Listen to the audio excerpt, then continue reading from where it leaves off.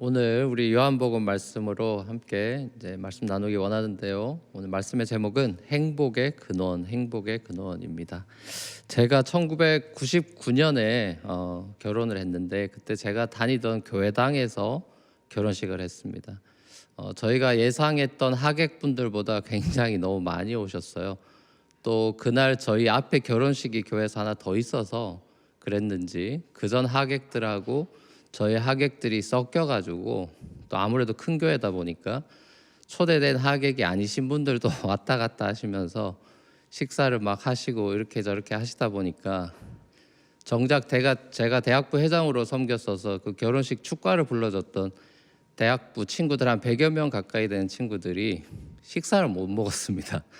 이 한국 결혼식 잘 아시잖아요. 결혼식의 핵심이 밥인데 그 친구들이 밥을 못 먹었으니까 제가 마음이 얼마나 안 좋았겠습니까?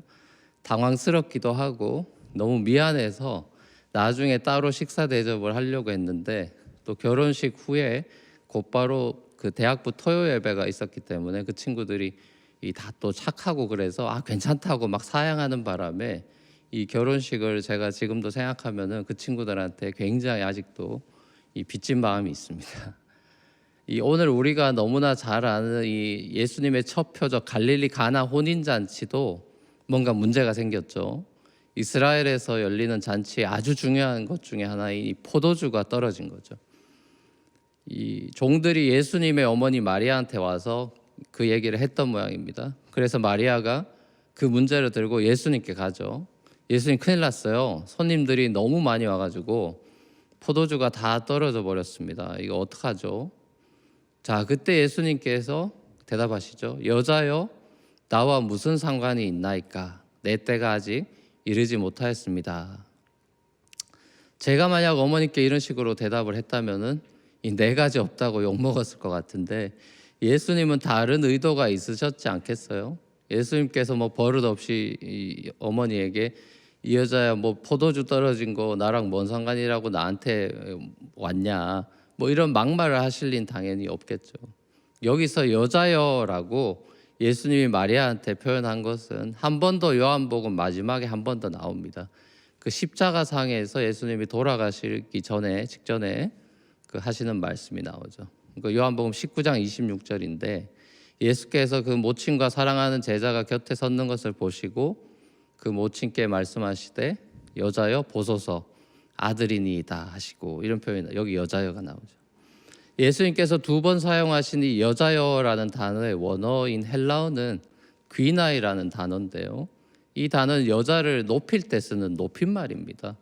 이 왕실이나 귀족 부인들한테 쓰는 호칭이에요. 자, 그렇다면 왜 예수님께서 두 번에 걸쳐서 마리아에게 어머니를 뜻하는 이 헬라어 마테르가 아니라 그 헬라어 귀나이라는 말을 굳이 사용하셨을까? 이 어머니를 뜻하는 헬라어가 두 개가 있는데 메테르가 있고 귀나이가 있는데 귀나이라는 단어 높임말로 썼는데요. 자, 물론 예수님이 뭐 이 당시엔 아람어를 사용하셨다고 우리가 알고 있죠. 그러니까 사도 요한이 그거를 이제 번역을 한 건데 헬라어로 메테르가 아니라 이제 귀나이로 이렇게 이제 번역을 했단 소리인데, 자, 예수님께서 어머니 마리아에게 여인이여라고 이렇게 표현하신 것은 이 공과 사를 구분하는 장면인 것 같아요. 인간적인 아들로서가 아니라 메시아로서 이 신적인 권위를 나타내시는 그런 모습인 거죠. 그러니까 가나 혼인 잔치의 이 첫 표적에서는 이 메시아됨을 비록 제한된 범위지만 드러내시고 표적이 가리키는 그 종착역이라고 할 수 있는 십자가 사건에서 자신이 메시아임을 완전히 드러내시죠. 예수님이 누구신지 마리아는 알고 있었던 것 같아요. 메시아라는 그 수태고지를 받고 성령으로 잉태된 분이고 하나님의 아들이고 메시아라는 거를 알았기 때문에 마리아는 예수님의 말씀을 듣자마자 하인들 불러가지고 예수님 뭐라고 하든지 간에 다 들어라, 그대로 해라 라는 그런 얘기를 하지 않았을까 싶습니다. 자, 그렇다고 한다면 예수님께서 내 때가 아직 이르지 못하였나이다 라고 말씀하신 것의 의미는 또 무엇일까요? 요한복음에는 이 때라는 단어가 굉장히 많이 나오는데 아직 내 때가 이르지 못했다라는 표현이 자주 나오고 때가 이르렀다 이런 표현도 자주 나오는데요. 자, 여기서 나의 때라는 거는 예수님 자신이 메시아임을 확실하게 드러내는 그 바로 십자가의 때를 가리키는 표현입니다. 자, 이 마리아의 뉘앙스 속에는 이제 기적을 베푸셔서 당신이 누구신지 확실하게 좀 보여주시라고, 당신이 메시아라고 시원하게 한번 보여주라고 하는 그런 의도가 들어있는 거죠. 자, 이에 대해서 예수님은 아직은 아니라고, not yet이라고 그렇게 이제 대답하시고 사양하신 거죠. 자, 그러면서 예수님이 그저 곁에 있던 그 하인들한테 손님들이 손발 씻기 위해 준비해 놓은 이 6개의 그 항아리에다가 물을 채우라고 말씀하십니다. 자, 그 항아리들 안에 물이 다 떨어져 있었던 것 같아요. 손님들이 이게 많이 왔다는 사실을 보여주죠. 6개의 항아리의 물 양은 대략 120 혹은 180 갤론 정도 되는 엄청나게 많은 양입니다. 하인들이 예수님의 말씀대로 항아리마다 물을 이제 가득 채웠죠. 그랬더니 이제 예수님께서는 항아리 속에 있는 물을 떠서 파티 전체를 책임지는 연회장한테 갖다 주라 그러죠. 그래서 하인들이 연회장한테 갖다 주죠. 아마도 물이 포도주로 변하는 이 시점이 하인들이 연회장한테 이렇게 갖다 주는 도중이 아닐까 싶습니다. 왜냐하면 물로 된 포도주를 마시던 연회장이 도대체 이 맛 좋은 포도주는 어디서 났냐, 자기가 다 이걸 준비한 사람이니까 신기한 반응을 보일 때 하인들은 이미 그 반응을 예상하고 있던 것 같기 때문입니다. 자, 아무튼 너무 신기한 나머지 연회장은 신랑한테 찾아가죠. 아니, 사람들이 보통 좋은 포도주를 제일 먼저 내놓고 사람들이 취한 다음에 질이 좀 낮은 포도주를 내놓는데 당신 어떻게 이렇게 최고의 포도주를 이제까지 세이브해 뒀냐, 너무 신기하다, 이렇게 하면서 그 표현하는 장면이 나오죠. 자, 재밌는 사실은 이 물을 포도주로 변화시키신 예수님의 이 첫 번째 표적을 누가 봤느냐입니다. 누가 봤어요? 마리아, 하인들, 연회장, 신랑. 이 결혼식 파티에 그렇게 많은 사람들이 있었는데 예수님은 일부러 모든 사람들이 아닌 일부한테 표적을 보여주시면서 자기의 메시아로서의 그 영광을 보여주신 거죠. 자, 그런데 예수님의 표적의 의도는 또 다른 데 있었습니다. 그게 바로 오늘 이야기의 결론에 나와 있죠. 11절 말씀에 나옵니다. 11절. 자, 이 11절 말씀을 함께 보시면 이렇게 돼 있죠. 예수님께서 이 첫 번 표징을 갈릴리 가나에서 행하여 자기의 영광을 내시니 그의 제자들이 그를 믿게 되었다, 이렇게 돼 있어요. 그러니까 예수님께서 이 표적을 통해서 자신의 영광을 나타내셔서 누가 믿었다고 말씀하고 있습니까? 제자들이 예수님을 믿었다. 자, 그러니까 요한은 이 첫 번째 표적으로 이 선택한 가나 에피소드를 이렇게 마무리해요. 아직 때가 이르지 않았기 때문에 예수님은 자기 제자들한테 자기가 하나님의 아들이고 이 메시아됨이라는 것, 정체성을 그들로 하여금 믿게끔 영광을 드러내고 표적을 행하셨다, 이렇게 기록하고 있죠. 자, 요한복음엔 총 7가지의 표적이 나옵니다. 이 요한의 의도가 잘 담겨 있는 구성이죠. 첫 번째 표적이 오늘 본문에 나오는 물로 포도주 만드는 이 표적이고, 마지막 표적도 유명하죠. 죽은 나사로 다시 살리는 표적입니다. 자, 요한은 기적이란 말 대신에 표적이란 사인이란 단어를 쓰죠. 이유는 이 요한복음의 기록 목적에서 우리가 찾을 수 있습니다. 요한복음이 마무리되는 마지막 부분에 가서 다른 책들하고 비교해 보면 특이하게도 이 요한복음을 쓰게 된 목적을 요한이 분명하게 밝히는 장면이 나오죠. 자, 요한복음 20장 30절에서 31절 같이 한번 볼까요? 자, 예수께서는 제자들 앞에서 이 책에 기록하지 않은 다른 표정도 많이 행하셨다. 그런데 여기에 이것이나마 기록한 목적은 여러분으로 하여금 예수가 그리스도요 하나님의 아들이심을 믿게 하고 또 그렇게 믿어서 그의 이름으로 생명을 얻게 하려는 것이다. 자, 그러니까 예수님께서 사역하시면서 행하신 그 수많은 기적들 중에서 7가지만 골라서 기록한 목적은 단지 기적 자체가 아니라 예수님이 하나님의 아들이고 그리스도라는 것을 드러내고 이 복음서에 등장하는 사람들만이 아니라 그 후대 사람들, 우리도 믿게 하려고 하는 사인, 표징이라는 거죠. 처음 표적, 물로 포도주를 만든 표적을 통해서 예수님을 믿게 된 사람들은 사실상 하인들도 연회장도 신랑도 손님들도 아닌 바로 예수님의 제자들이었다, 이렇게 얘기하고 있는 거예요.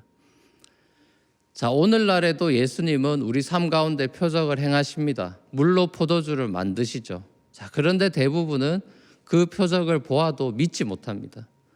복음을 들어도 믿지 못해요. 아마도 연회장뿐만 아니라 모든 손님들도 이 마지막에 나온 최상급 포도주의 맛을 보고 놀랐을 것입니다. 그런데 딱 거기까지죠. 이 기쁨이 어디에서 왔는지 몰라요. 이 파티의 기쁨이 끊이지 않도록 하신 진짜 연회장 대신 예수님의 존재를 모르는 거죠. 예수님께 주목하기보다는 파티를 즐기는 데 집중하는 거죠. 자, 이 장면이 어쩌면 오늘날 우리가 살아가고 있는 이 세상의 모습과 닮아 있어요. 사람들은 저마다 즐거운 일들을 찾아 헤맵니다. 여기저기 놀러도 다니고 재밌는 것들을 찾아다니죠. 그래서 음식 사진 찍어서 인스타에도 올리고 내가 이렇게 재밌게 행복하게 살고 있다고 자랑을 하죠. 하지만 그 파티의 중심에서 예수님은 뒷전으로 밀려나 있습니다.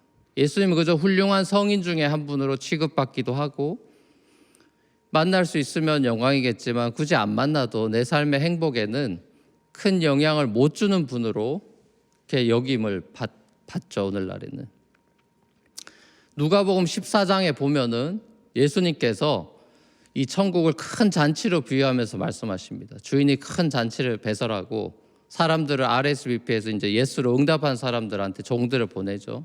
근데 다들 갑자기 시간 없다 그래요. 한 사람이 이야기합니다. 미안한데 최근에 내가 부동산을 사가지고 새집 보러 가야 돼서 파티 참석 못할 것 같다. 주인한테 미안하다고 전해주십시오. 또 한 사람이 대답하죠. 미안한데 내가 최근에 새 차 한 대를 뽑았고 드디어 또 내가 새로 핸드폰도 바꾸고 랩탑도 바꾸고 이거 다 새로 바꿨는데 이게 좀 다 테스트를 해봐야 되는데 시간이 없다, 바쁘다. 이게 나한테 파티보다 더 중요하다. 또 다른 사람이 이렇게 이야기합니다. 난 얼마 전에 드디어 20년 만에 결혼했잖아. 우리 여봉봉이 빈센조 닮았는데 보고만 있어도 너무 좋아서 난 이게 부족한 게 이제 없어져서 일단 신혼부터 내가 즐기려고. 미안하지만 파티 못 갈 것 같아. 자, 결국 이 잔치에는 처음에는 초대되지 않았던 거리의 가난한 사람들, 병자들, 이런 사람들이 참여하게 되죠. 자, 이게 무슨 말입니까? 예수님은 이 땅의 사람들의 관심이 온통 땅의 것들이라는 걸 꼬집은 거예요. 사람들의 관심이 온통 더 좋은 집, 더 좋은 차, 더 좋은 기계, 결혼, 그리고 포도주로 대표되는 이 쾌락과 자기만족이죠. 너무 바쁘고 재밌어서 천국 잔치에 참여할 시간이 없는 거예요. 세상 일에 쫓겨 사느라 예수님이 잔치에 와 있는지조차도 모르고 자기들끼리 떠들썩하게 놉니다. TGIF를 외치며 주말에 노는 것이 일주일을 마무리하는 최고의 리추얼인 양 빠짐없이 그야말로 성수주말합니다. 자, 그런데 신기한 거는 불신자만 그런 게 아니라 크리스찬들도 그렇다는 거예요. TGIF라고 하면 적어도 주일에는 온전히 구별해서 하나님께 마음과 시간을 드리려고 노력해야 진정 그게 Thank God It's Friday가 되는 것 같은데, 소위 말하는 주일 성수라는 게 내가 주님께 할 수 있는 맥시멈이 아니라 미니멈이잖아요. 목사님, 주일 성수를 강요하는 건 율법주의 산물 아닙니까? 이러면서 주일 꼭 지켜야 되냐고 질문하는 분이 혹시 있다면은 과연 저는 그분이 은혜를 아는 분일까 되묻고 싶습니다. 주일 성수는 복 받으려고 하는 게 아니라 주님께 뭐 잘 보이려고 나오는 게 아니라 이미 받은 은혜에 감사해서 예배를 드리는 거죠. 냉철하게 판단한다면 여러분들이 만약 세상적인 일로 주일에 예배할 수 없을 정도로 바쁘다면은 사실상 삶의 적신호가 켜진 겁니다. 일이 소명이 아니라 우상이 된 거예요. 주일 예배를 습관적으로 이렇게 빠진다거나 혹은 녹화로 빨리 감기로 제 설교 2배속으로 듣는다거나, 그럼 여러분은 하나님을 예배하는 게 아니고 예배 행위를 소비하고 있는 거예요. 주님과의 만남이라고 하는 예배의 최고의 본질을 상실한 종교 행위를 하고 있을 뿐인 것입니다. 천국 잔치의 모형이라고 할 수 있는 이 주일 예배도 온전히 지키지 않는 신앙생활이라 한다면 이건 정말 위험한 외줄타기 인생 같은 거라고 저는 생각합니다. 마치 배가 이 빵꾸 난 줄도 모르고 신나게 먹고 마시고 놀다가 서서히 침몰해 갔던 타이타닉호처럼 신나게 놀다가 엔딩이 오는 거죠. 노아 홍수 때도 마찬가지죠. 자기 삶이 어떻게 되는지 종착역이 자기도 모르고 그리 가는 거예요. 세월이 얼마나 빠릅니까? 봄도 이제 거의 다 갔죠. 전 잔디 깎으면서 슬슬 낙엽 치워야 되겠다 생각하고 있습니다. 이게 지금 포도주 마시면서 예수님의 존재도 인재도 느끼지 못했던 그 손님들 같은 사람들이 아니라 예수님 곁에서 예수님이 행하시는 그 기적을 믿음의 눈으로 보는 제자들로 살아야 되지 않겠어요? 마지막으로 오늘 우리가 한 번 더 생각해 볼 건요, 이 사도 요한이 왜 가나 혼인잔치의 기적을 첫 번째 표적으로 꼽았냐는 겁니다. 뭐 여러 가지 해석이 가능할 것 같지만 저는 오늘 에피소드가 시작된 이 첫 문장, 사흘째 되는 날에라는 이 시간 부사에서 그 힌트를 찾고 싶습니다. 이 사도 요한 1장부터 시간 순서를 인텐셔널리 밝히고 있어요. 자, 보세요. 1장 29절의 다음 날, 그리고 35절의 다음 날, 43절에도 다음 날, 그리고 2장 1절에 사흘째 되던 날, 이렇게 기록하고 있거든요. 자, 이 흐름대로라면 오늘 본문이 7일째 되는 날입니다. 확실히 요한이 7이라는 숫자를 좋아해요. 요한복음도 그렇고 요한계시록도 그렇고 7이라는 성경의 이 완전수를 사용해서 책을 요한이 많이 구성합니다. 계시록에 보면 7 교회, 7 대접, 7 나팔, 다 7이죠. 요한복음에서도 예수님의 7가지 표적들, 또 7가지 7 I am. 자, 요한이 1장과 2장에서도 7이라는 숫자를 날짜랑 관련해서 사용하는 걸 봅니다. 이게 무슨 말이냐? 요한복음 1장이 어떻게 시작합니까? 태초에 말씀이 계시니라, 이렇게 시작하죠. 이 말씀은 당연히 우리에게 뭘 연상시킵니까? 같은 태초에라는 말이 쓰인 창세기 1장 1절로 우리 데리고 가죠. 태초에 하나님이 천지를 창조하시니라. 자기가 사도 요한은 창세기 1장에서 하나님께서 말씀하신 세상을 창조하셨던 그 말씀이 바로 로고스 대신 예수님이다라고 선포하면서 이 복음서를 시작하잖아요. 그러니까 예수님의 인성보다는 신성에 대한 강조점으로 이 복음서가 출발하고 있는 걸 봅니다. 자, 그러니까 이 땅에 오신 창조주 하나님, 예수 그리스도가 바로 새 창조의 주인으로 이 땅에 오셨는데 7째 날에 행하신 이 가나 혼인잔치에서의 표적을 통해서 새 창조의 완성을 상징적으로 보여주는 거예요. 복음을 보여주는 거예요. 새 창조의 복음을. 죄인된 우리와 결혼하시러 이 땅에 신랑으로 오신 예수님, 우리 인생에 진정한 기쁨을 주시기 위해서 오신 예수님을 이게 상징하는 걸 보여주는 거죠. 사흘째 되는 날, 이게 다 합치면 7일째 되는 날이라고 했죠.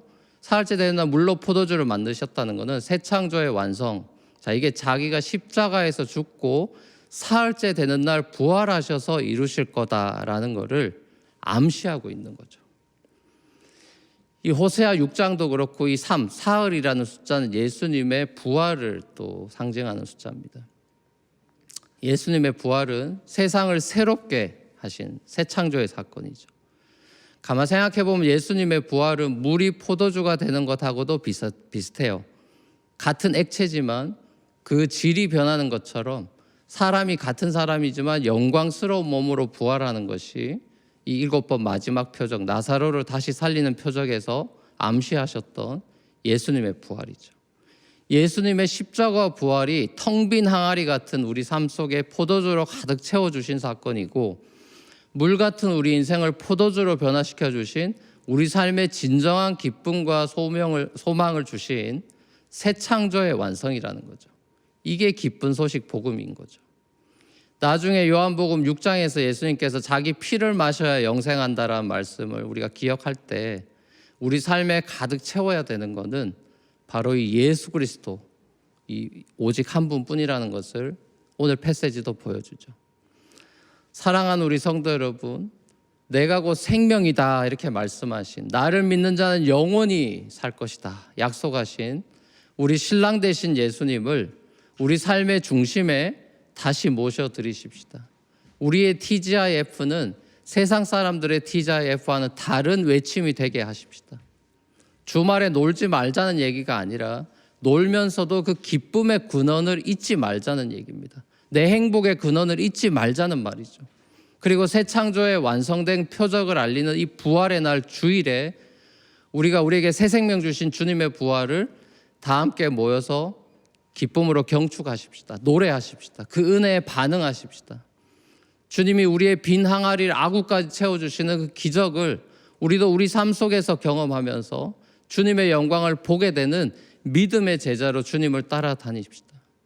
팬데믹으로 모든 것이 어수선한 세상이지만 여전히 우리와 함께 하시고 우리 삶 속에서 역사하시는 우리 주인 되신 예수 그리스도께 모든 찬양과 영광을 올려드립니다. 할렐루야.